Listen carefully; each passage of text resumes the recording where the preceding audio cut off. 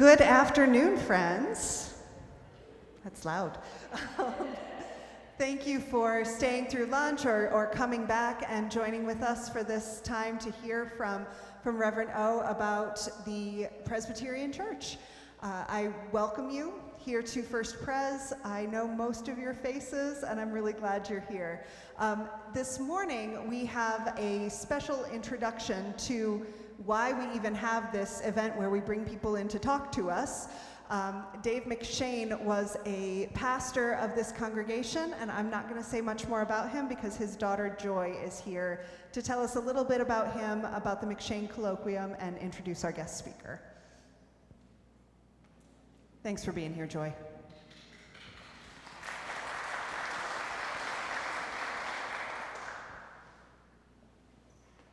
Thank you. I was baptized in this room.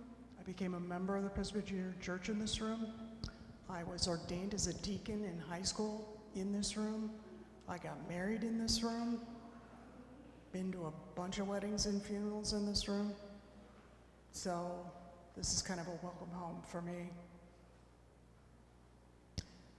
My name is Joy McShane Euler. I'm one of Dave and Beth McShane's kids. I was deeply touched when Mary Lou Boughton invited me to tell you a bit about the McShane Colloquium and introduce our speaker today. The Colloquium was created, I believe, after Dad retired. He was quite touched, although being the guy he was, he didn't talk about it much because it felt like talking about himself a little bit, which he was never very good at.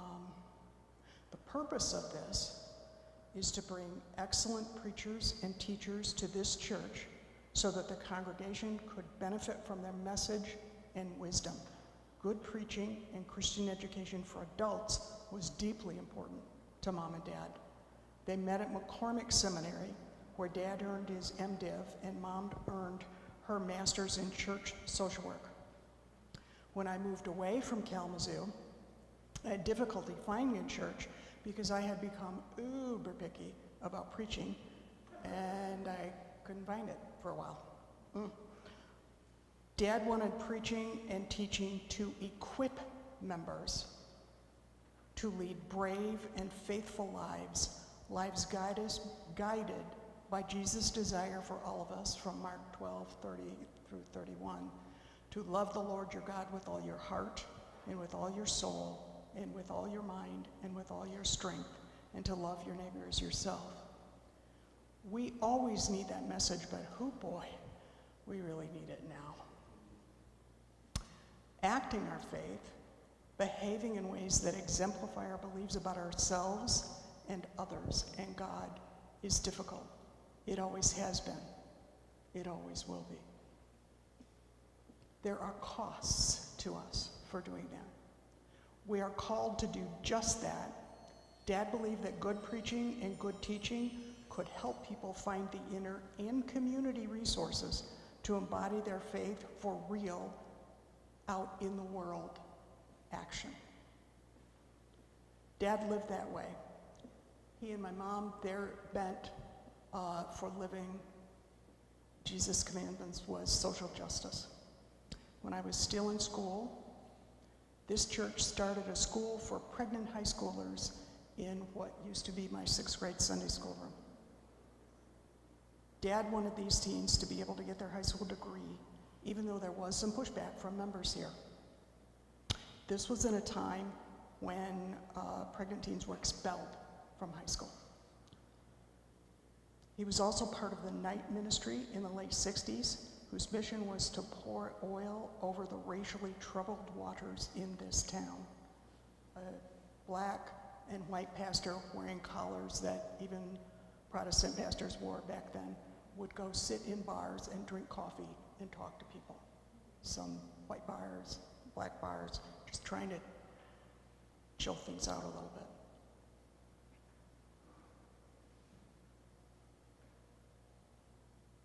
He and Mom marched and protested for various social justice causes all their adult lives.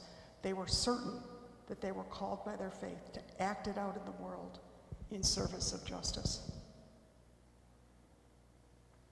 This opportunity for learning, this ongoing opportunity and inspiration honors my parents deeply, and I'm grateful that you're all here. Our speaker today is Reverend Jihyun She is the stated clerk of General Assembly of the Presbyterian Church USA. This is a big deal. That's quite a prestigious post. The position is the denomination's chief ecclesiastical officer, responsible for constitutional functions, ecumenical representation, and interpreting assembly actions. I found an interview from Dr. O, Reverend O, while she was being elevated to stated clerk, and she emphasized as functions of leadership, listening, humility, and self-leadership or self-supervision, and I think those are critical, especially now. She's the first Korean American to serve in the denomination's highest office, only the second woman and the first woman of color elected to lead the PCUSA in its more than 300-year history in the U.S. For 5 years, she served as director of Mid-Council Ministries in the Office of General Assembly and was manager of call process support before that, ordained as a teaching elder in the Presbytery of Tropical Florida on behalf of the Presbytery of Chicago. Reverend O has served in several pastoral roles as well as hospital chaplain. She is currently a member of the Presbytery of Greater Atlanta. O earned undergraduate degrees in biology and German studies from the Massachusetts Institute of Technology, a Master's of Science in Finance from Florida International University, and a Master's of Divinity from Columbia Theological Seminary. Please join me in welcoming Reverend Jihyun O.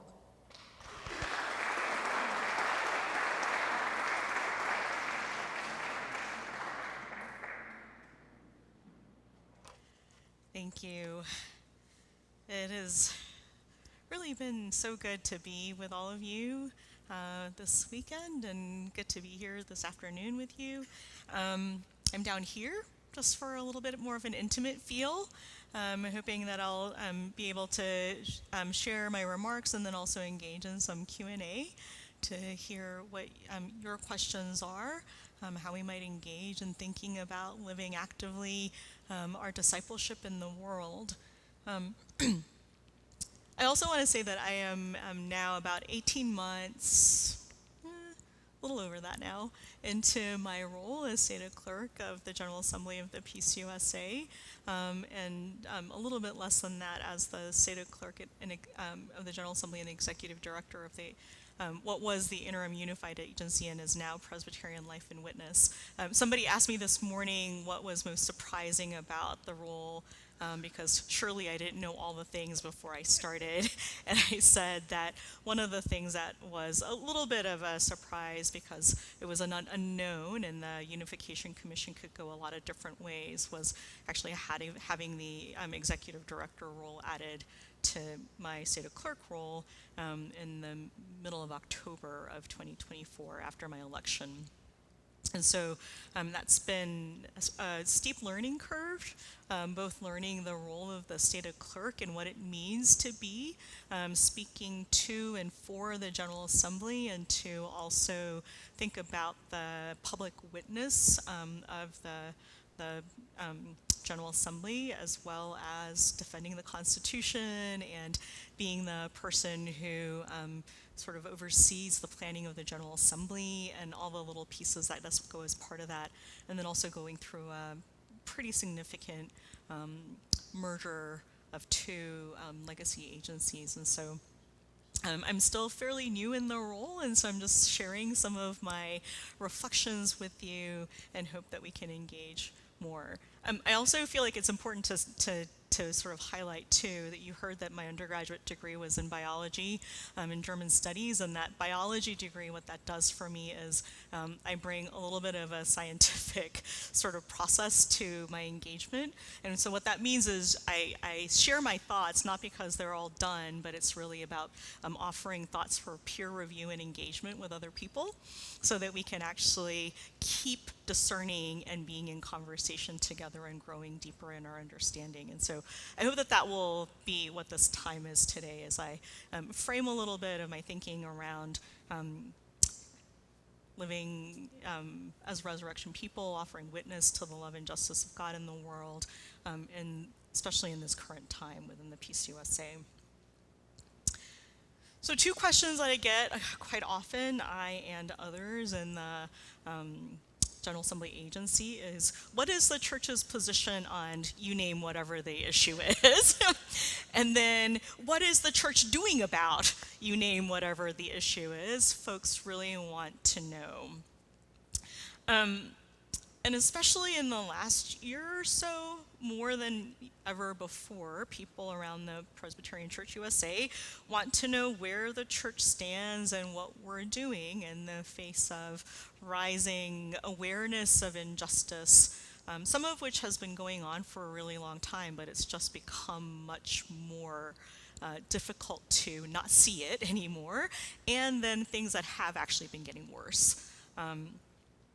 So I hope to speak to these questions, but also share some questions that I've been wondering about as I've been considering both how I might speak to and for the General Assembly in my role, and how God might be calling us as a denomination to participate in God's mission in the world, and as really one part of Christ's body, the Church Universal.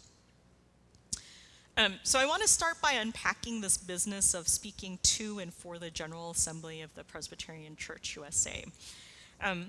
One of the ways that I've been thinking about what makes the PCUSA and distinctive is the way we have agreed to live together as a connectional church. We use that word a lot, and I think often people think about connectional church in per capita.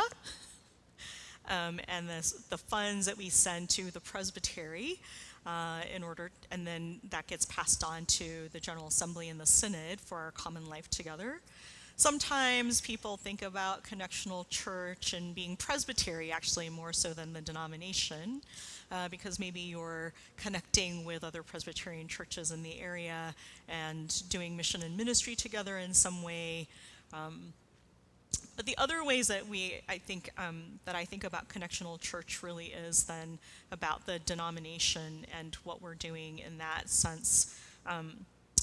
And the Book of Order then being part of that as a way that actually helps us to know what ground rules we've set for ourselves to be covenant community together. And how then we will witness to God's love and justice in the world that gets shaped by some of those agreements, and also by how the General Assembly actually works. But on the most foundational level, the Presbyterians are Christian. We are Trinitarian and profess faith in one God and 3 persons, and we share a common witness with all Christians around the world, and one of the most ancient professions of faith, that Jesus is Lord. At the time, Jesus is Lord was both a statement about who Jesus was and his divinity, and it was also about the disciples' relationship to the powers and principalities of the world. And so my contention really is, right, and I think others, theologians have said this, right, is that one of the reasons why Presbyterians engage in social policy witness and social justice issues in the world is because to say Jesus is Lord means that the state is not Lord, the government is not Lord, any other thing that might actually have loyalty for us is not Lord, but Jesus is Lord, and Jesus is the one that actually guides our life, gives the rules for how we live in the world and engage. And so on a sort of fundamental Christian level, I think we join a lot of Christians around the world in that profession, and that also gives this sort of grounding for why we engage. But within that Christian body, then we're part of this Reform family that emerged out of the Protestant Reformation, and more specifically in the theological tradition of John Calvin and Ulrich Zwingli. And with Reformed Christians, we share a theological commitment to live in the world and to engage it, rather than those who have seen the church's role to create an alternative society away from the world. And so the sort of popular BART sort of thing of newspaper in one hand and a Bible in the other has always been this Reformed ethos. We've always thought that the life that we live as disciples, the sort of witness that we offer, the peace that we have, and the hope and the joy that we have is not found away from the world, but in the midst of the world that is often quite messy and broken, and yet we still believe that God is active and doing something, and that God is sovereign. One of the key things that is important to Reformed Christians. And therefore, we should be also engaging in the world, and we are called to it. And we've always, I think, in the Reformed tradition said then that the whole world is actually the setting and the theater for God's saving action in the world. And so we are then called to participate in that way.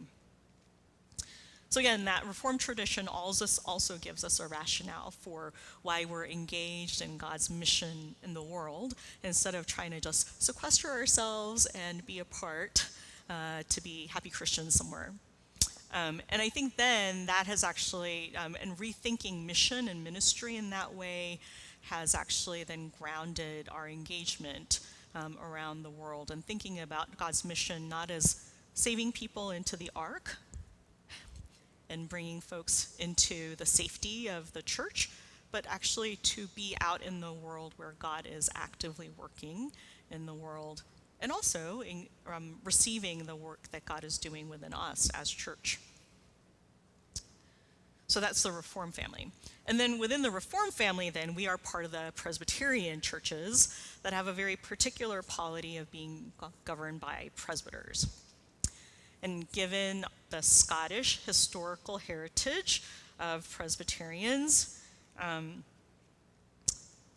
with a healthy skepticism about concentrated power and authority, that was all about being against the British crown, as well as a Reformed sensibility about human sinfulness. Councils and committees are how we seek and discern the will of Christ for the body, and not by the pronouncement of particular leaders. So a lot of people like to say, oh, we're Presbyterian, what that means is we really like committee meetings, haha, right? So we do. But the reason why, right? I mean, the reason why we actually like committee meetings is not just because we like meetings, but because we really believe that when we have a diverse group of people in the room who are hearing and listening and seeking God's will with all the different lenses that their lives and experiences actually bring to bear, that is the best way that we actually know what God's will is in the world, is through that common listening. And so it's a slower process than one person actually making edicts and moving forward, but we do this because we have this skepticism about concentrated power, and also because we really believe that it takes a whole body to discern Christ's will best. So given that, then has Presbyterian, if the Reformed tradition and our sort of general Christianness is the rationale for why we engage in the world, then Presbyterian polity gives shape to how we engage in order to actually both come to a discernment about what it is that we will do together and say together in the world, and then how we actually live that out together. And And then, of course, then among Presbyterians, the Presbyterian Church USA has a very particular witness. Now, I feel like I have to name this, that in the PCUSA, we often say Presbyterians, and what we mean is PCUSA Presbyterians, because we are the largest Presbyterian denomination.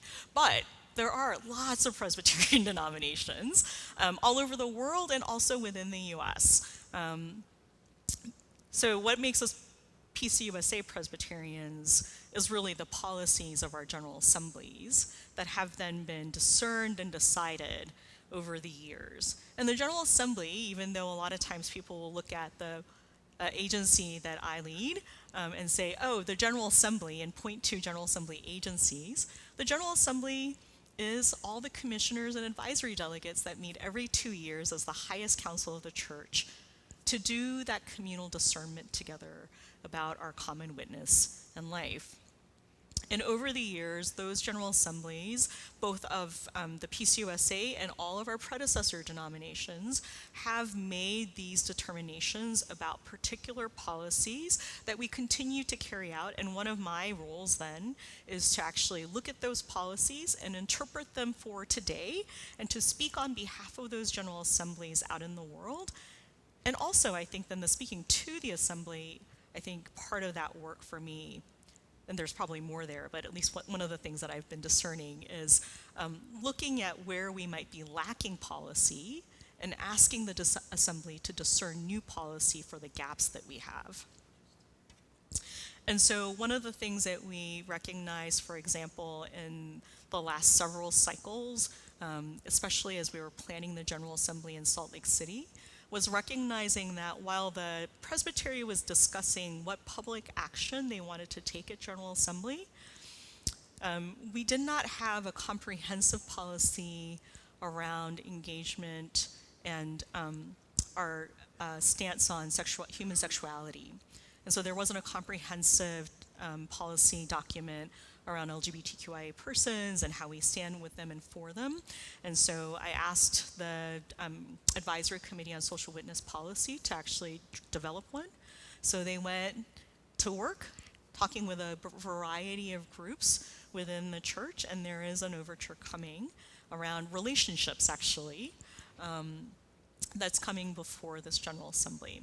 And so those sorts of things that we'll sort of see and look, and I think if we don't have one that actually addresses this, what I'll probably ask for the next cycle is for us to have an updated human rights policy, because we haven't had one in several decades. But again, it's in that sort of context that while one General Assembly can't bind the conscience of a future General Assembly, as long as there isn't a decision to go another direction, those policies continue to carry us forward. And so some of the policies that have been really important in the last few years, probably for longer than that, but especially important in the last few years, is God alone is Lord of the conscience. This is a policy about religious liberty, especially given some of the current administration's efforts at defining religious liberty in a very particular way. And then there's been some talk about labeling all other religious expressions as either terrorist or anti-Christian, or even if they're actually Christian churches, that we want to keep using our policy, God alone is Lord of the conscience, to talk about First Amendment rights for religious liberty, and to be able to talk about then what falls underneath all of that.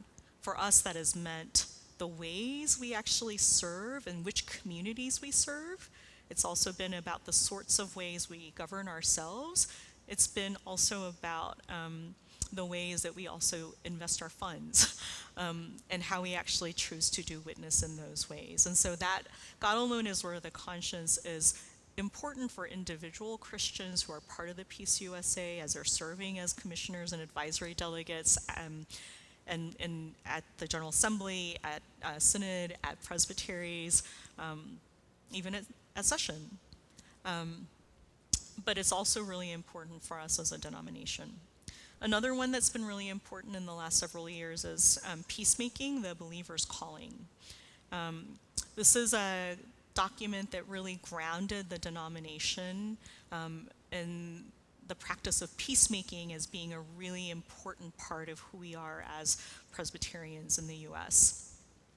And one of the things that I really love about this particular policy is that the second point that I keep sort of citing over and over again is that we witness to Jesus Christ when we nourish the moral life of the nation.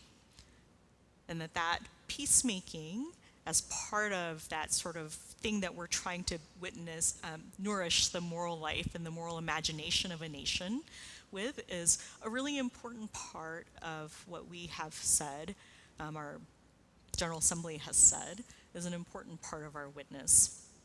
And so I've used that in statements related to the military action in Venezuela. We've used that when we talked about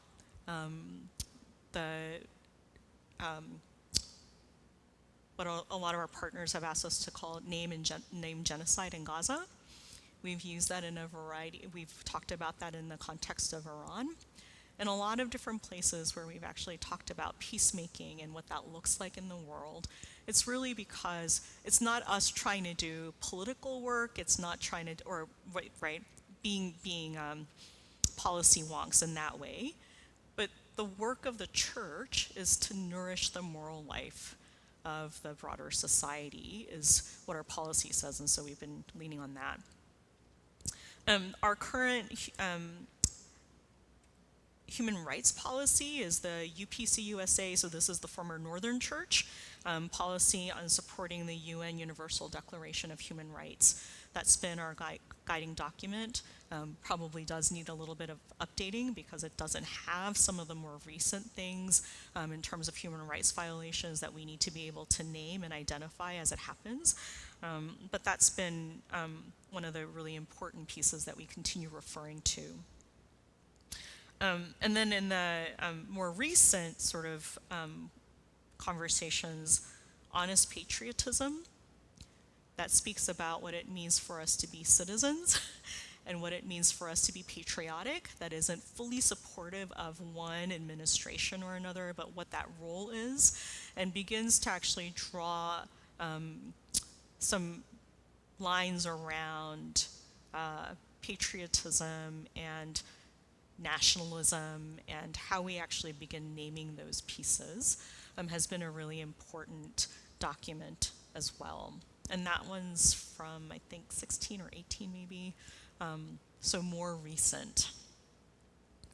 And of course, the other policies that we've been working with a lot is the immigration and sanctuary churches policies, the interfaith stance that actually comes into play quite often when we're actually talking about Israel and Palestine, because we want to also be able to talk about it and also name our commitment to not to being against anti-Jewish hate.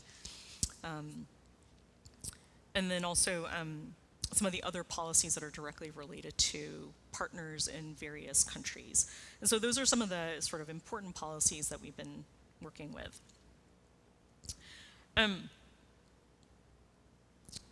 So when the question is asked, where does the church stand on whatever the issue, you name it, is, the answer is what the General Assembly policy is. It's not what I get to decide one morning, get up, and then say, today I feel like I should actually speak out against this thing that happened. It's really about what has the Assembly said is our stance over the years. And we're really clear, and I'm really clear, and the folks who guide me are really clear, that it is really the General Assembly's policy. Because what we also actually have a tension with is that in our polity, while the General Assembly is the highest council of the denomination, the Assembly cannot bind anyone's conscience. So God alone is Lord of the conscience. And so even with discerned policy, we recognize that not everybody in the PCUSA is going to agree with said policy. But it is the policy of the General Assembly, and so it gives us a way to speak about this. Now, why is that important? I was having a conversation with an ecumenical officer from one of the denominations that has a bishop and archbishops, and they have a very different way of actually governing themselves. And as we were talking about some of the things that were happening, he said, so how are you able to talk about stuff? Because we're actually not agreed in our pews about how we should talk about this thing. And I said, oh, if you think we're agreed, you do not know us. We are not agreed either. But I said, we have this thing where we know that not everybody agrees, but we have also agreed that a discerned policy of the highest council is something that we can then speak about if we're really clear about it as being the General Assembly policy and not just all the PCUSA agrees about this. And so, when I said this, that the ecumenical officer said, oh yeah, we don't have anything like that. And so because we can't actually find agreement in the pews, and it would actually be really hard for people to, priests and others to actually say something without then feeling like they're actually taking sides, they're actually unable to say a lot of things. And so one of the things that our policy does is for those who are preaching or those who are leading adult education, inviting people into actually growing in what it means to be a Christian in the world, you have access to all of these policies. In fact, we have actually gathered them into one page and actually have it. So our new manager for social policy witness, Amy Moiso, has actually done a great job of, by topic, actually grouping them on a web page so that you can see all the relevant policies that are in effect now for a variety of topics. You can use them. There are often study documents that actually are part of that so that you can use them for Bible study, adult education, et cetera, et cetera. And you can see all the history of policies there too. And so that's one of the resources that's available for you. The other reason why this matters is that in some of the ways that we actually then engage other things other than statements. So even in statements where I'm very clear that it's the policy of the General Assembly, but when we also engage in other ways, again, it's always on behalf of the General Assembly of the PCUSA and not on behalf of the denomination. The other thing that I think sort of the ecumenical space is helping us to see some of the ways that there's a distinctive way that we actually do witness in the world is a few months back, the Conference of Catholic Bishops came out with a statement, and people started calling, emailing, saying, why can't we move on a policy statement like this? Well, it's because we actually have to wait for the General Assembly to think about this issue and then actually create policy. Just because I think that we should actually have a statement on something doesn't mean that that actually goes forward. And this is also where we're constrained a little bit, right? That when we have fast-moving things and things that our partners are asking us to do, we have to wait a little bit. And so with all the stuff that was happening in Gaza, a lot of our partners were asking us to actually name it genocide. And the international criminal courts, right, we're actually sort of doing that work too, of looking at it and considering that. We have to wait for the General Assembly to opine.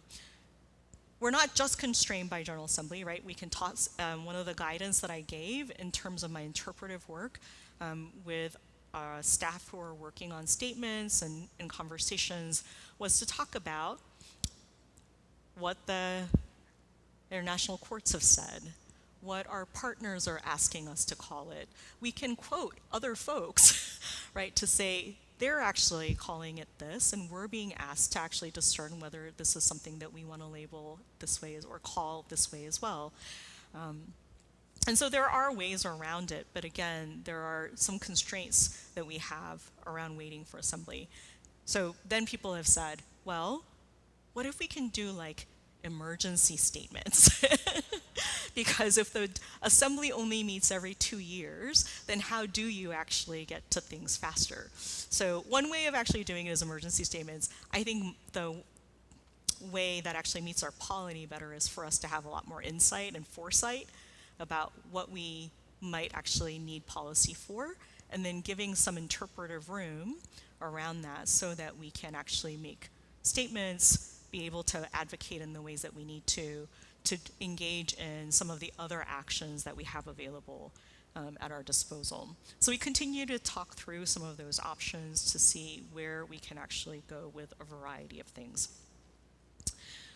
So that's sort of the broad framework, right? Thinking about sort of Christian and Reformed tradition that actually helps us to see why we need to engage, and then our Presbyterian polity and our PCUSA policies that actually help us to know how we actually do that engagement. But what does it really mean in practical terms, right? What is the church actually doing? So I've actually given a few references here and there.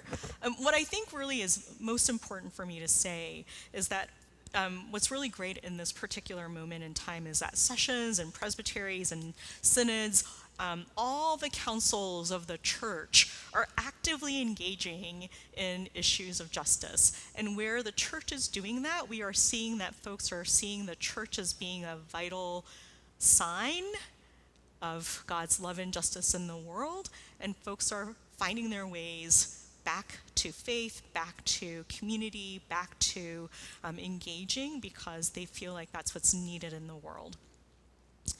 And not only writing statements, but acting on their convictions then, right? After discerning and studying together, like Joy was saying earlier, not just believing up here, but acting it out. And they're doing that on a variety of issues that are impacting their communities. But at the assembly level, General Assembly level, I'll give you 2 examples just to sort of talk a little bit about what we're doing. And you can ask about other things later too. 2 examples, so I'll talk about immigration and then I'll talk about Middle East issues. So in terms of immigration, in the last year and a half or so, we've done several things to continue our work of immigration advocacy that's been going on for decades in the church. The sanctuary movement, the sanctuary commitments, the accompaniment and advocacy for immigration and immigrants has been a long-standing commitment for the Presbyterian Church USA's General Assemblies. But last year, we had an opportunity at the beginning of the Trump administration to sign on as a plaintiff to a lawsuit against the Department of Homeland Security. And this was related to some of the early immigration enforcement that was happening. And specifically, the case really was about the immigration enforcement that was the rescission of the sensitive locations memo. Is everybody familiar with that? So there was a memo that was put out that said that the sensitive locations being protected spaces where they can't do immigration enforcement, so churches, schools, right, those sorts of places where people need to go, they actually rescinded that memo so that ICE, Department of Homeland Security, could go and do immigration enforcement in all of those locations. And so there was the Mennonites were the lead plaintiffs, but there were 34 other groups, including the PCUSA General Assembly, that I signed on behalf of the General Assembly that actually joined that lawsuit. And part of that argument was that it was a religious liberty issue, that we as people who believed and had these longstanding commitments believed that that was actually a violation of religious liberty, that it was actually creating environments where people were not coming to church. We were not able to serve the people that we were called to serve, and therefore we were suing for the Department of Homeland Security, saying that they needed to actually stop the rescission of that memo and go back to honoring the sensitive locations. That lawsuit is still in the works. There was a early hearing that actually got denied, but I think there's been some recent movement, and so we continue waiting for the courts to continue working on that. As well, I've signed a couple of amicus briefs. So these are friends of the court briefs. If there is a lawsuit that we're asked to look at and to sign on as friends of the court for folks who are involved in the lawsuit, then we can do so. There is actually a committee called the Advisory Committee on Litigation, the General Assembly Advisory Committee on Litigation. And if you are a lawyer or somebody who likes to think about law and you would love to serve on the Advisory Committee on Litigation, please let me know. We're always looking for great people. But this is the committee that actually looks at these lawsuits, these amicus briefs, that filings or the requests that come in, and then read through it and then help advise whoever the state clerk is, right now it's me, about whether we should sign on or not. And so we signed on to one amicus brief last month that was Nome v. Allo-Trolato, which was about the turnback policy at the U.S.-Mexico border. And so we actually did that on behalf of Allo-Trolato, joining another nonprofit organization, Kairos, in order to actually sign on to that. And we were also able to sign on to another amicus brief related to refugee work. And so when all of these things come in, constantly thinking about what is the religious liberty case, what is the religious harm case that we can argue, and how can we actually continue forwarding this idea of being able to practice faith in the way that we believe God is calling us to practice faith as church people. So in addition to that, there have been some sign-ons and support and work with interfaith coalitions for advocacy. So one of the organizations that we work with closely for refugee resettlement has been historically Church World Service. They have gotten a really large chunk of their funding cut because a lot of it was funded through refugee resettlement monies from the US government. And so when they shut down, almost all of the resettlement, except for white Afrikaners, that was, they got a lot of their funding cut. They did decide to resettle an Afrikaner family at the request of the administration, just trying to keep the network alive, because they've spent decades actually developing that network. But what they've done since then is to actually reimagine what it would look like to support denominations and congregations within those denominations to rise up for refuge and to do a lot of that work alongside active, on-the-ground, local grassroots sort of support of refugees and asylees, and how to actually accompany them, and how to also help with some of the legal pieces that are needed in that. The other thing that's been happening is advocacy hours. I think some of you have been participating in those. Advocacy hours are hosted by the advocacy offices and the Office of Public Witness in Washington, D.C., and they have been gathering once a month on particular topics, and immigration has been one of the topics that they have addressed to help people learn what they can do in their local contexts in order to advocate for just immigration laws and for some of the communities that they want to advocate for in their local contexts. We are also supporting and offering presence for Mid-Council Immigration Advocacy and Action if there is a desire for that. And so there were a number of presbyteries that have been hit with some of the ICE enforcement over the last several months. Minneapolis, Chicago, LA, Charlotte.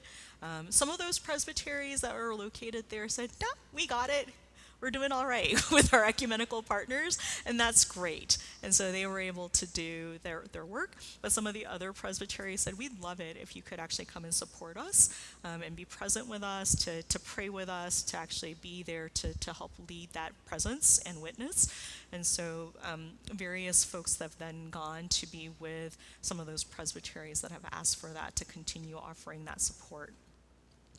And then right now, the other thing that we're doing is current and sort of an assessment about immigration support needs. So one of the things that we did have was an Office of Immigration that had two people. One was an immigration lawyer who was specifically helping mid-councils and congregations, so presbyteries and congregations really mostly. If a congregation wanted to call somebody who was an immigrant pastor, then helping them to actually do all of that work, immigration paperwork, in order to come and be a pastor of a congregation.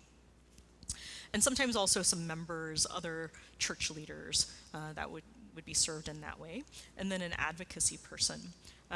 Our immigration lawyer actually went to another place as immigration laws were actually changing quite rapidly, and there were not religious visa pathways open anymore.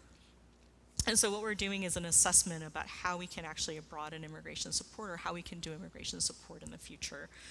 One of the things that congregations have done, this is interesting, I went to an immigration center when I was visiting the Presbytery of San Diego, and Solana Beach Presbyterian Church had an immigration center that they started decades ago because they knew somebody who needed help, who was a member of that congregation. They didn't even have to have a lawyer to start that immigration center, because there are Department of Justice ways of getting certified to start a center, and it's really about then finding an immigration lawyer who can do some oversight of that role. And so they started from that. Now they have an immigration lawyer full-time on staff. They have some additional volunteers. When I was visiting San Diego Presbytery, there were a bunch of volunteers from the board of that immigration center who were accompanying somebody who had an immigration interview and also praying that she did not get detained that day.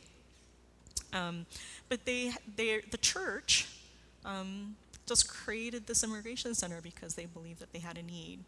And now they're able to do a lot of training and education in the area with other churches who are struggling with how to respond to the issue of immigration in their community, and doing more education about the conversation happening around immigration too. And so they're doing a really, both the legal work but also the education work to help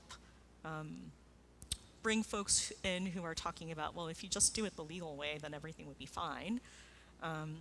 To begin to change some of that conversation, to say that legal pathway is really narrow and can take a really long time, and there are lots of difficulties if the law is changing underneath your feet constantly. And so what can a Christian response look like? And so that's just a local church example of what I think the denomination is doing. Because I think when we talk about the General Assembly, there's stuff that we can do that's been given to me. But when we talk about what the denomination is doing, it really is all of us, right? All of the expressions and all the levels of the church that make up the whole of the denomination, and all of our work is going towards working on that issue and really working towards wholeness and justice together.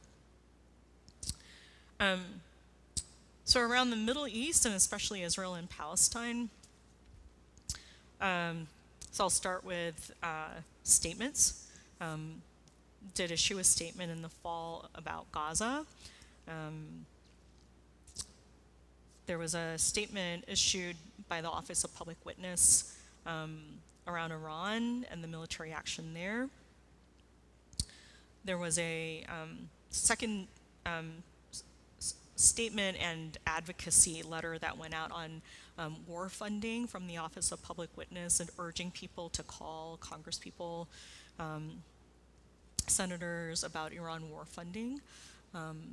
And so when we talk about some of the statements, sometimes we vary who makes it. Sometimes it means the State Clerk of the General Assembly, sometimes it's the Office of Public Witness, sometimes it's another format, because there are multiple ways in which we actually speak out and inform people about our policies and make witness in that way. And just sort of checking in, did folks know that we have offices in DC and UN and the UN office? Did you all know that? So for those who didn't, we do have a UN office. in New York City with a few folks who work there who are engaging with UN representatives on a variety of issues. And not just our representative, but also serves as the representative for the World Communion of Reformed Churches, of which we are a member. And then we have a Washington, D.C. office with several staffers. Oh, yeah. So he would have told you all those things. Wonderful. The other thing that we did was a solidarity visit in January to Jerusalem and the West Bank, because it was our partners had been telling us that it was really important that we come and be with them, because they wanted to have a physical presence of not being alone, but being remembered, and for us being along with them in their journey. And so we timed that visit to be at the same time as the installation of the presiding bishop of the Evangelical Lutheran Church in Jordan and the Holy Lands. Bishop Imad Haddad was installed in January, and then we were able to visit a lot of our Israeli and Palestinian partners working in Jerusalem and in the Bethlehem and West Bank area to hear about their work, what they're doing, how we might be walking alongside in solidarity with them, and to pray together and to share time together and share a meal together in solidarity. And so we met with organizations like Hamoked, who's doing, they are doing work to help find family members who have been detained by the Israeli police, and getting them reunited with their family members. They're doing the work of legal advocacy for folks who are detained. They're doing a lot of the work around democracy and advocacy. And the things that they were telling us when we would sort of ask, like, what is it that you would like for us to do in solidarity with you? They said, do your own democracy work. Because you doing democracy work or not doing it impacts us. And so it may seem like you have to be talking about Israel and Palestine and doing that advocacy work in particular, but that's not what we're asking you to do. Yes, also do that, but do your own democracy work. They also said, hey, do you have a death penalty policy from the General Assembly? I said, oh yeah, we do, actually. There's a church in Atlanta that brings it up every single time it is up for renewal, on a moratorium, on calling for a moratorium on the death penalty. And they said, do your death penalty work. Because when Israel was arguing, and I think it passed actually, that there's a death penalty now for Palestinians. I think that came out in the news like last week or something like that. So, but when Israel was talking about that death penalty, which has been on their books but never used, they would say, oh, see, the US does it, so we should be able to do it too. And so they talk to us about how our policies, our example, the things that happen in the US directly impact them, and so we need to be doing that work ourselves. They also said some of our other partners who are doing sustainable agriculture to help Palestinian families actually be able to eat and sustain life, said, do your environmental climate justice work. Because the way that the climate change is happening is making it harder for Palestinian farmers who only have access to their land sometimes twice a year to actually do sustainable agriculture. And so all of that matters. And so, yes, also talk about Palestine. Yes, also talk about the war. Yes, also talk about the ways in which Palestinians are being harmed, but also do these other things, because that's also part of meaningful solidarity. So we've been trying to think about all those different ways that we can actually do that work. And then we've also done the, continue to actually build relationships with those partners, and do make grants for their ministries, which they are leveraging and doing amazing things with. And so we continue to do that. Two other things I think that the folks in the especially in Palestine, are asking us to do is to do our own work on Christian Zionism. And their latest document, Kairos 2, is out. And so for folks who are interested in studying that document and doing a study of it, they have that document on their website, Kairos Palestine. And this is an updated document from their initial document that is sort of written in the light of Gaza. And one of the things that they say is, if people think that Christian Zionism is just an evangelical Christian problem, it is not. It is also a liberal white Christian problem, or a liberal Christian problem. And so everybody in the West needs to do Christian Zionism work. So Christian Zionism is really about, it's sort of why, sort of a rationale for why Israel should exist. And it's really has to do with sort of end time theology and Christ's return and all those things. And what they're seeing is actually that it's not just Christian Zionism that's on the rise. There's also, right, I mean, there's Jewish Zionism, right? But also there's now apparently Islamic Zionism as well that's beginning to develop in the Middle East. And so they're really asking Christians in particular, because a lot of the Zionist sort of funding is coming from the US, so that we need to be doing that Christian Zionism work for us. And so two things that are by General Assembly action. We're holding 2 conferences as asked by the General Assembly, one for Africa and Asia, partners to gather to talk about Zionism in those regions, and then and that will be in September in Istanbul. And then another Christian Zionism conference for the U.S., sort of North America region, and that will happen in August. And then after that, we'll actually have a series of study documents that can be used in congregations that are more accessible, just answering those questions of what is it, and what can we do to actually to untangle our theology from Zionism, because they're really asking even the progressive Christians to really look at their theology and begin to do that untangling work. And then I think the other thing that I walked away from the conversations with our Middle East partners was interreligious relationships with Jewish communities that are more varied. Because I think a lot of our tall steeple congregations have relationships with sort of the large synagogues in the center of towns, but there are also other Jewish communities that have a variety of perspectives on what's happening in Israel and in Palestine. And so that's important for us to engage in the broader scope as part of our interreligious stance. And so folks have been doing that work, and I want to also attend to that in the days coming. And then I think this is related to the Middle East, but it's actually beyond that. One of the things that we can do at the sort of the General Assembly level is to do corporate responsibility through the Committee on Mission Responsibility through Investment.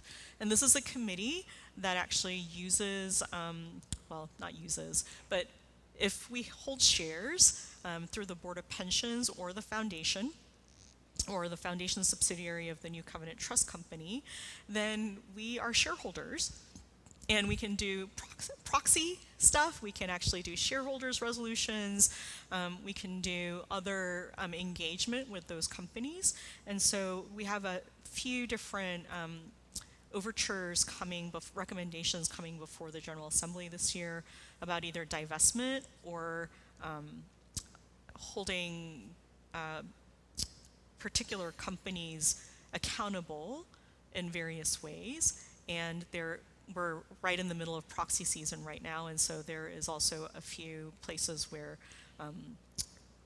on behalf of the General Assembly of the PCUSA, the committee has filed some shareholder resolutions around governance for companies that might have some of their stuff used for military actions, warfare, various things. and then asking them to consider that as part of their risk profile and then deliver those reports on a regular basis for shareholders to know how their stuff is being used. And so those are some of the different ways that we're engaging in the world from the General Assembly standpoint around Middle East. There are lots of really strong connections that I think various Presbyterian churches and people have with partners in the Middle East, and so there's also a lot of that's back and forth. But I think a lot of folks in the Middle East keep saying to us, we want people to come and see. We want people to come and see what's happening on the ground. We want them to see what the state of affairs is for folks to do that. And so again, if you're here wondering, like, what can I be doing in that? Our Palestinian partners are saying, come and see. Come and see what things are like in Bethlehem. Come and see what things are like in, Yeah, and right, of course, everybody needs to sort of, the airports were also closed for a while, right? So it wasn't like you could get there. But they do want folks to really see what life is like, and then to share that word with folks, so that more of their story can be told more broadly. So those are some of the big things that or some of the things that we've been doing. Just as sort of a closing framework, as I've been thinking a lot about sort of statements in general, I get a lot of emails and letters from people who want more statements and wonder why there hasn't been a statement. And looking at the world right now, I could probably spend all of my time writing statements, like every day, all day, because there's really just that much happening. And I've often I started wondering when I began my work, what is the statement designed to do? Who is it addressing? What am I hoping it will do?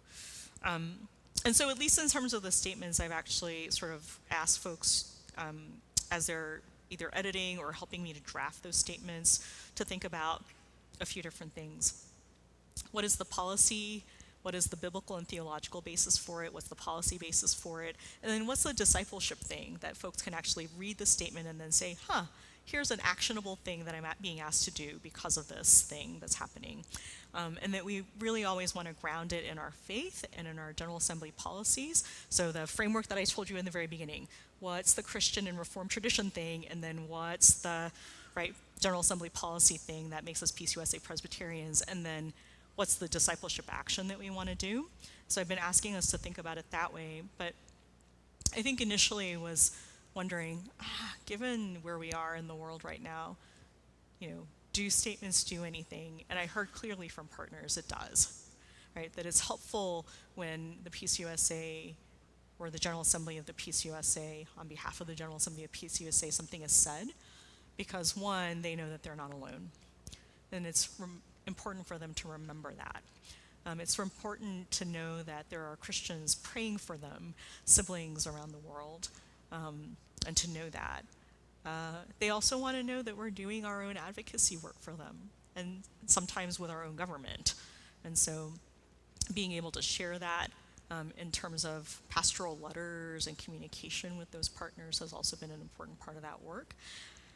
But what I hear from folks is, when the predominant Christian voice for a long time has been the more fundamentalist, now Christian nationalist voice, churches saying something that is not that is this other vision of a God of love and justice and mercy and grace, a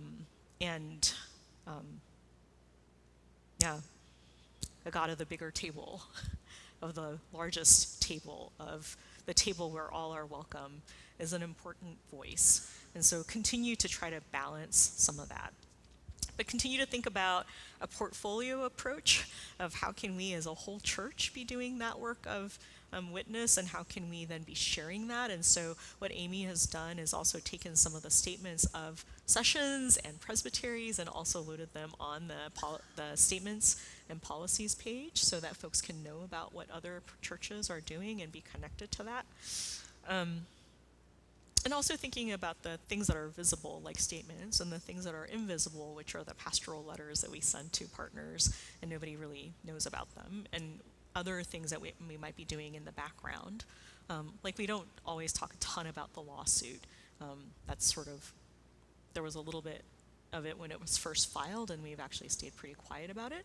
But there are other things. How do we balance that, both the things that are visible and invisible? So thinking about the portfolio approach, been thinking about meaningful solidarity and impact, and really thinking about what are our partners asking of us, and how can we really center what they need instead of the thing that we think actually like makes us look good or makes us, I don't know, it sort of communicates that we're standing on the right side, or whatever, right? But that's also important to say that we are over here if that's where our stance is, but it shouldn't really be about that, but really about what our partners are asking of us and how we actually stand in solidarity. And then thinking about impact, what are the levers we have at our disposal? I named a few different ones, our sort of policy, advocacy, the legal levers, the financial levers that we have to press at the General Assembly level. But what are the other things that we might have at our disposal to be able to press on levers that have more impact? And then I think the final question, I think, is, or the final sort of framework piece is working towards God's vision and mission of wholeness. I think when I think about the peacemaking, the believer's calling, for me, what I see sort of in that, and I think in some of the discernment conversations, other folks were seeing this as well, that God has this vision for a just peace and a wholeness, the sort of shalom idea of wellness and wholeness for all of creation. And what is it that we can be doing to participate in that? And so I think some congregations, presbyteries, have done that in the form of Matthew 25 and doing the work of racial justice and congregational vitality and thinking about hunger and poverty issues. Others have done it by addressing mental health issues in their communities. Others have done it by advocating for Palestinians. Others have done it by working with Cuban churches together in partnership with them. Others have done it around climate justice. And all of those things, often a lot of those things are interconnected, but there's a church in Indiana that is all about making sure that families have diapers to care for their little babies. And they are adding to wholeness of the family and dignity in that way. And so what is the thing that we can be all doing together to communicate that hope is possible, and in fact something that in Christ we have, and that death does not have the last word, and violence does not have the last word, and hatred does not have the last word. I'll conclude there and then see if you have any questions.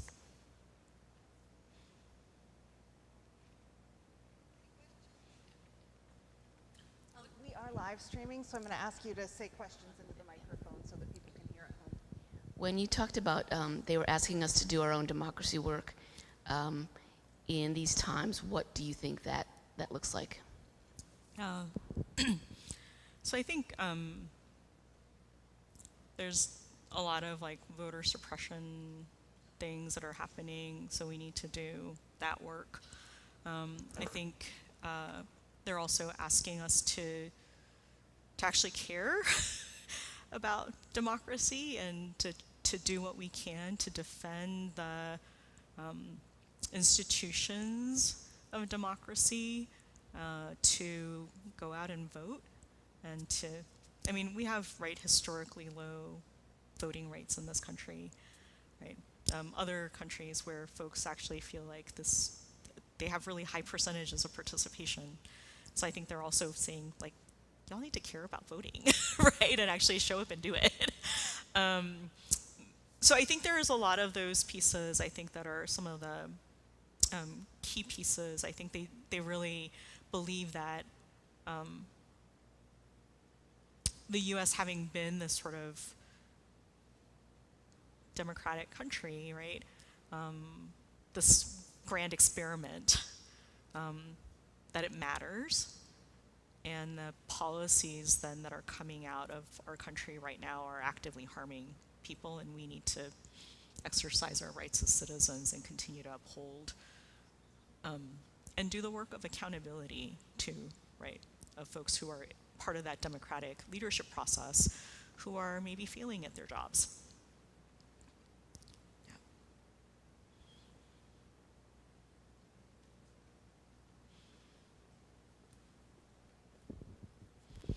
Thank you so much for your presentation. You are so clear about the mission of the church.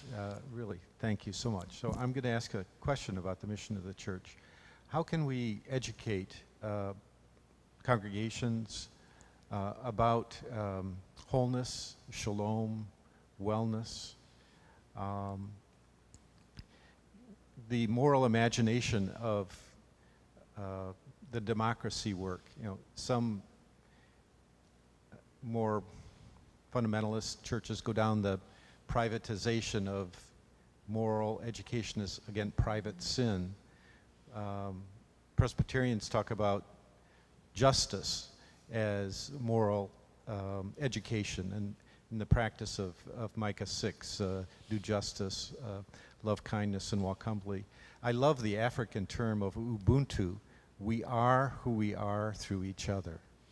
And that can sometimes get lost in our sense of mission when we're doing mission for somebody instead of learning and growing together. And how can we as Christians live into this shalom and wholeness that is so intangible? How do we, because one can say, well, Jesus is Lord. Well, one person may mean one thing about that, and I may be thinking, Ubuntu, we are who we are through each other, and Christ is Lord of the conscience, but we learn from each other, and it's a process, and we have to talk about it somehow. Yeah. How do we do that? No. Well, I think you sort of got there in your own question, right? Yeah. I think we have to talk about it. I think we have to talk about it. You know, this is not going to be like an immediate connection, but when I was doing chaplaincy work, I thought a lot about Stanley Hauerwas talking about how we actually make, I'm quoting a Methodist, Stanley Hauerwas and his work on medical ethics. And one of the things that he said was that when we actually lack public spaces where we can talk about ethics, we end up letting technology make the decisions for us.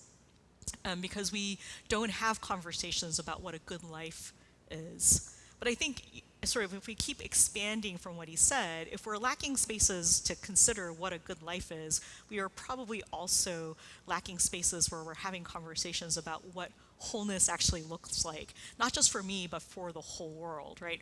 And for us to actually say, when we talk about wholeness, it's not just about health and wealth, right? We're talking about actually wholeness for creation, for wholeness for all created beings. We're talking about a different way of decentering ourselves and saying the people at the center of the wholeness conversation is not us, it's actually the whole human community and creation. And that can change the conversation. But if we don't have conversations about even what a good life is, then we're probably not engaging in those conversations about those broader ethical considerations and that moral consideration of what those things are. And so I would say, where are those conversations happening in churches and presbyteries and adult education classes, right? How can those spaces be created where you're discerning together what wholeness looks like? And I think, you know, sometimes also we get into these like, you know, whole grandiose ideas, but wholeness probably has a particular look for communities where churches are located. Some of them are saying, we can't even begin to imagine wholeness because this thing is a real obstacle to getting us there, right? Because this is actually creating a situation of violence, of oppression, of lack of dignity, and right? And we can't even imagine wholeness because of these things. And so being alongside those communities means then addressing those issues in a very concrete sort of way. And so I also wonder if part of the thing is, we take the next faithful step, one step at a time, to have the conversation of what's getting in the way of wholeness here? And can we, as we work towards that and take that next faithful step, does God continue to enlarge our imagination about what wholeness can look like on a broader scale, instead of trying to do the conception first and then being able to step in? I find that a lot recently, that sometimes we have these, I've been sitting in these conversations and people are like, because we don't know what the vision is, we can't move. And I'm like, oh, it might be a while until we really have a clear picture of the vision. So how do we actually do anything if the future is sort of unclear and murky at this point? But I think about, thy word is a lamp unto my feet, right? And it's the one next step and the one next step, and maybe having those conversations of what's getting in the way of wholeness helps our imagination to be expanded too.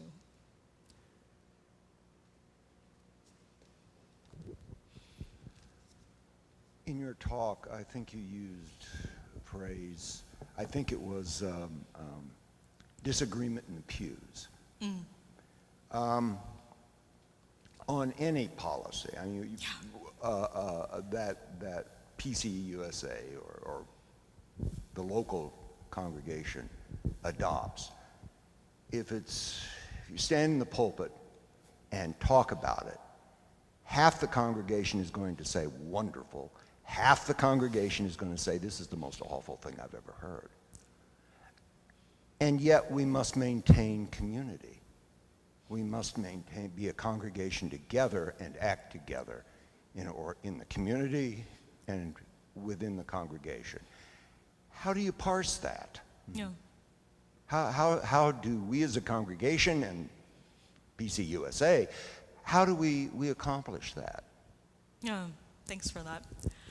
So I think this is where I've been thinking, and I've had some conversations with others about our model of, majority rules and how we actually say, we have these policies that allow us to say some things, but recognize that nobody's conscience is bound. And if there is disagreement, we are going to say the majority sort of discerns, and we can set boundaries on what amount of majority, right? I mean, so for the General Assembly, we say simple majority for policies, but maybe a community says we actually want it to be this much, right? To say there's a clear majority, right? I mean, it's sort of, we can sort of think about that in terms of how that actually gets decided. I have wondered if, given some of our other ecumenical partners and other spaces where we are in the ecumenical world, where they've gone to consensus model, the consensus model often actually then sort of tends to prioritize status quo, right? Because as long as there's one person holding out, the group can't move forward.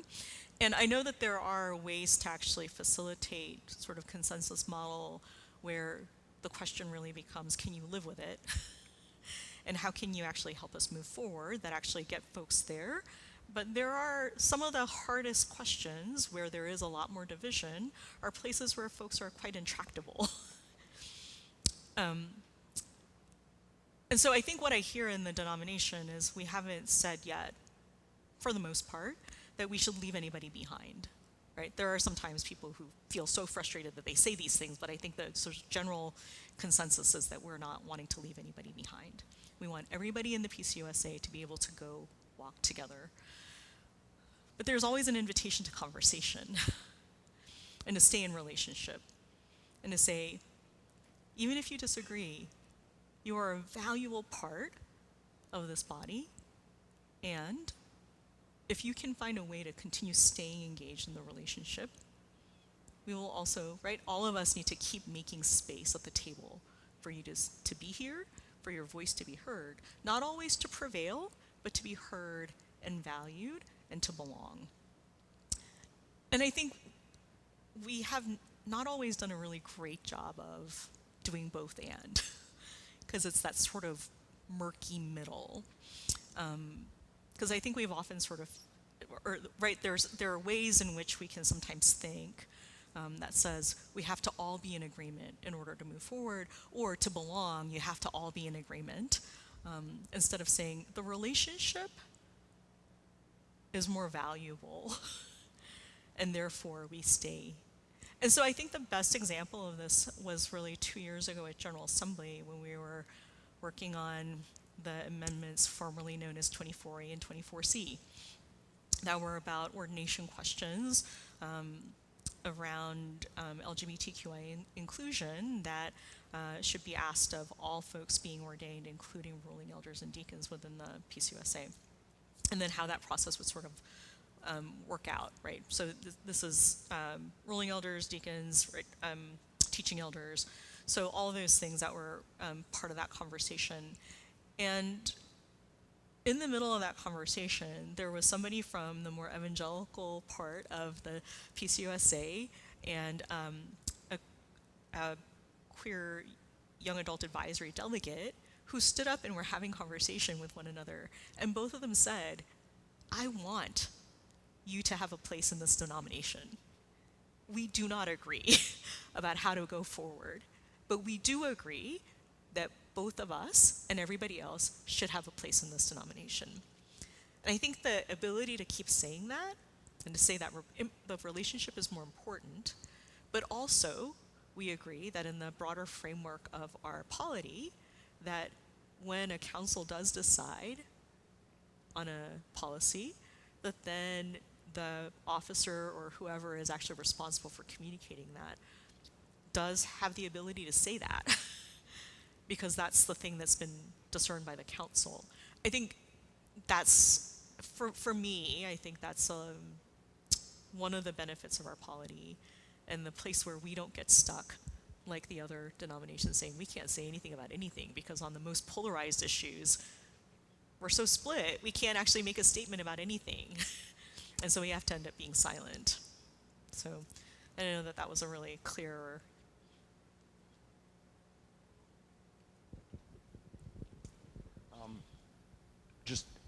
I think you were kind of alluding to this, but does language matter? Does how we put policies, statements of faith, proposals to work in the community, the language we use to express those ideas, does that matter? Yeah, absolutely. Yeah. So I think in terms of some of the, absolutely. And I think that's one of the reasons why at every General Assembly, when various amendments have been made, there's always been sort of a balancing measure, again, in the language to try to say, what we're trying to do is make the table larger, not smaller, and shift it over. And so I think that is really important. I think the other part for me that's gone into some of the thinking around statements has been more of the invitational tone to actually say to folks like, so here's the policy, we can back that up, and here's the biblical and theological piece. But it's not I hope, right, that as we continue working on the statements and how they're written, that they're not actually from a place up here where actually we're reprimanding people and saying you're wrong, or you are stupid, or you don't get it, or whatever, but it's really about, this is just a statement of what our policy is, right? We're also going to invite into discipleship. And if folks actually have other questions about it, sure, we are happy to engage in that conversation. And also, this is the thing. And I hope some of the language shifting around that is really about that more invitational approach and not shame on you for not getting it. and not supporting it, not feeling this way. Because I think, I was writing something and I sort of wrote this sentence down and I thought, I think this is true, right? That there is clarity, I think,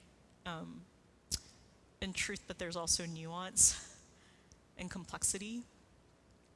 And I think we live in a soundbite and meme world that often misses a lot of that. And so I think I've been thinking a lot about what it really means for us to speak the truth in love and to speak the whole truth. And sometimes that requires us to have really complex conversations and to not actually get to the meme and the soundbite. And I think a lot of that around language, right, is attending to that. Thank you.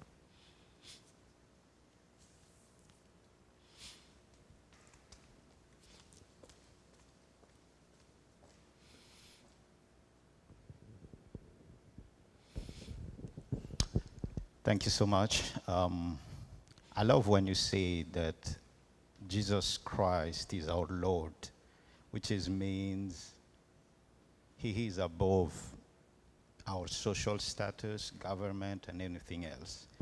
But my question is, as a preacher, knowing that a community of church is formed by both different political view in a church. Although when we try to address an issue in a community and the needs, usually it will touch one or the another.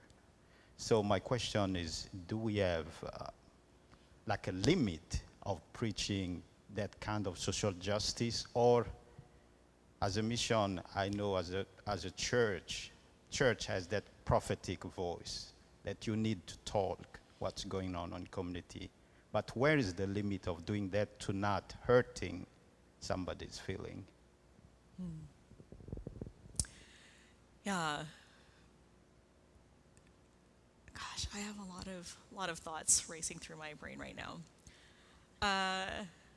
So one of the conversations I had with one of the congregations I served as an interim, I had prayed in the prayers of the people about immigrant communities, and the next week, one of the session members said, "You got really political there."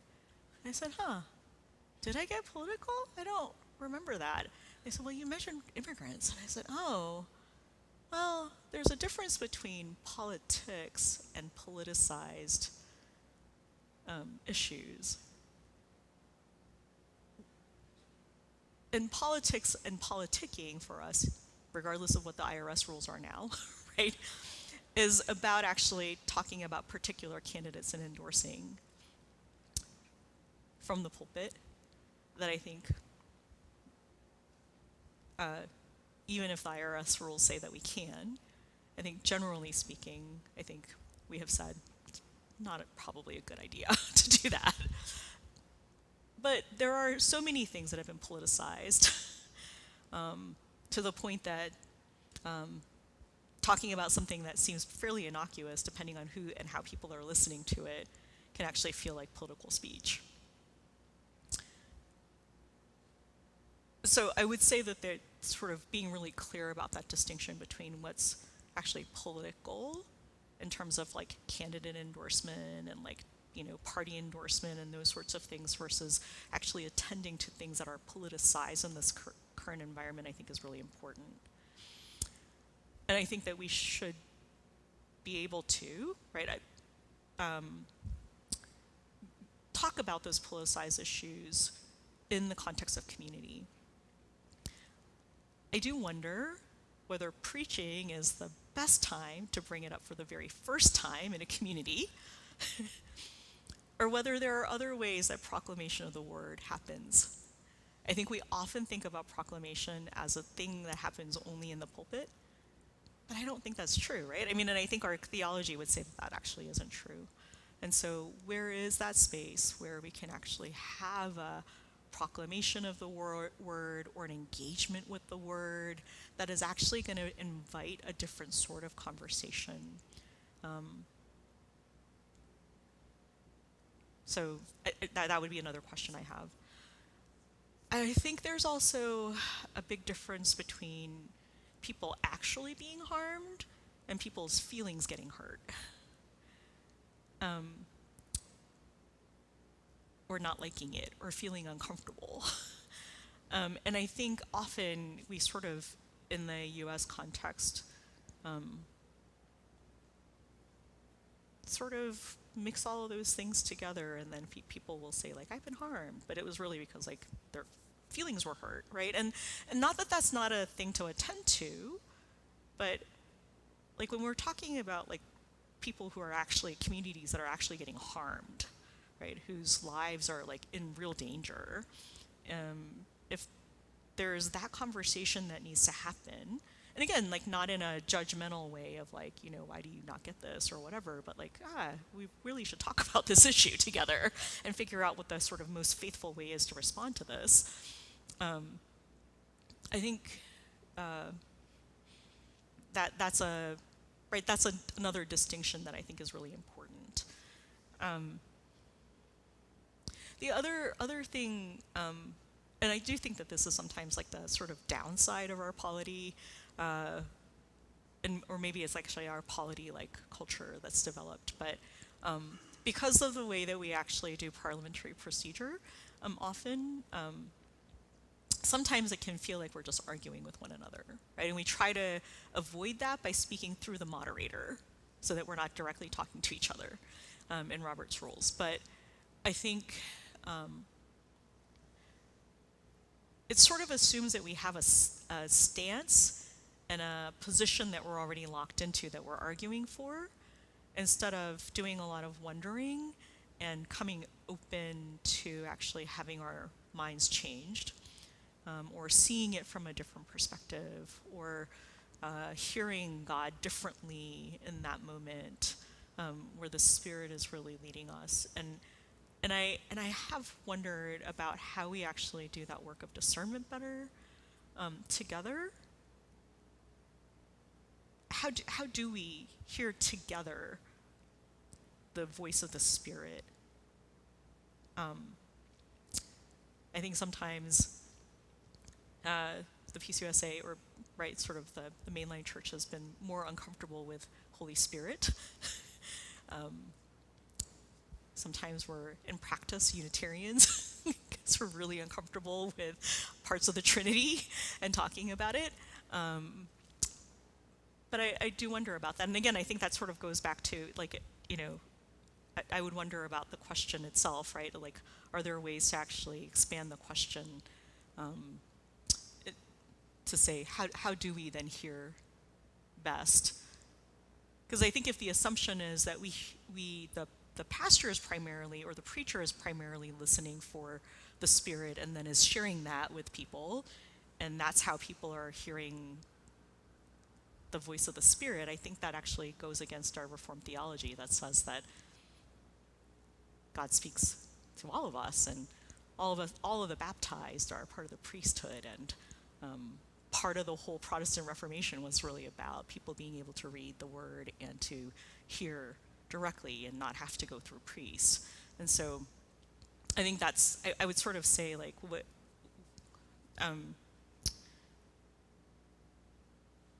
there's some other questions there for me, while also saying that one of the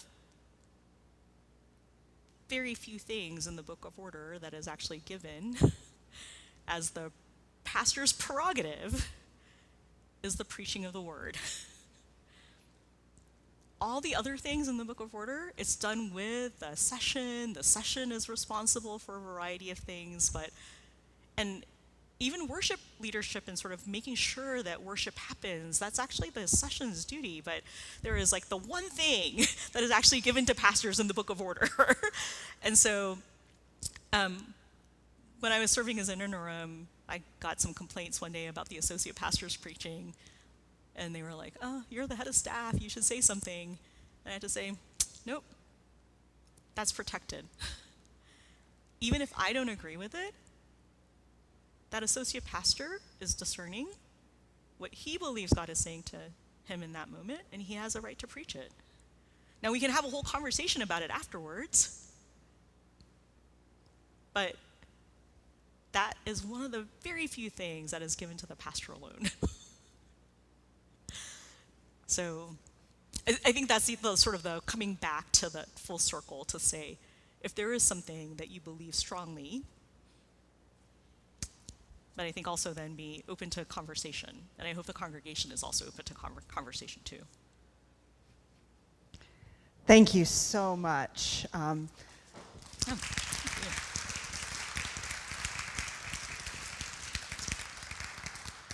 I had to laugh a little because some of you probably heard some of the last couple of responses and thought, that sounds a little familiar.